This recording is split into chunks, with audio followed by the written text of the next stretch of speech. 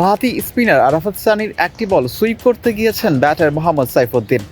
বলের সঙ্গে ব্যাটের সংযোগ ঘটাতে না পেরে নিজের উপর বিরক্তি প্রকাশ করেন।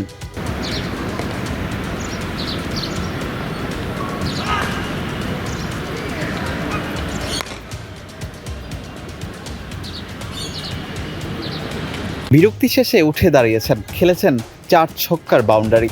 রংপুর রাইডার্সের নেট সেশনে দুর্দান্ত ব্যাটিং করেছেন মোহাম্মদ সাইফুদ্দিন।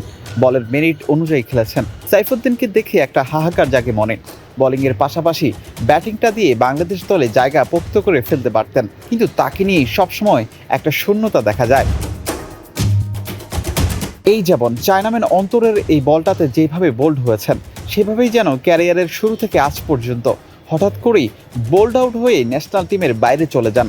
বাংলাদেশ দলে কেন আসলে সাইফুদ্দিনের মতো ক্রিকেটার প্রয়োজন, তা তো তার সামর্থ্যই জানান দেয়। লোয়ার অর্ডারে স্লট ব্যাটিংটাই করবেন, এমনটাই আশা ছিল তার কাছে।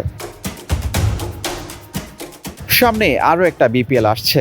বিপিএল এর আগে গ্লোবাল সুপার লিগে খেলবেন রংপুর রাইডার্সের জার্সিতে, তারপর এনসিএল টি-20 টুর্নামেন্ট। যেমনটা আগেই বলেছিলাম, বাংলাদেশ দলের বহুদিনের আক্ষেপ হার্ড হিটার ব্যাটার পাওয়া। তবে সাইফুদ্দিনের এই হার্ড হিটিং ব্যাটিং নতুন করে আসা জায়গায় বাংলাদেশকে। সাইফুদ্দিনের ব্যাটিংয়ের মতো বাংলাদেশ দলও এখনো পর্যন্ত এই পজিশনে পার্মানেন্ট কাউকে না দেখে রাগ ক্ষোভ করতেই পারে প্রতিনিয়ত।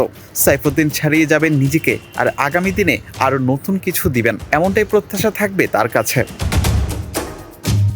মিরপুর হোম অফ ক্রিকেট থেকে বিলাল হোসেন শিমুল, পিডি আর্কাইভ।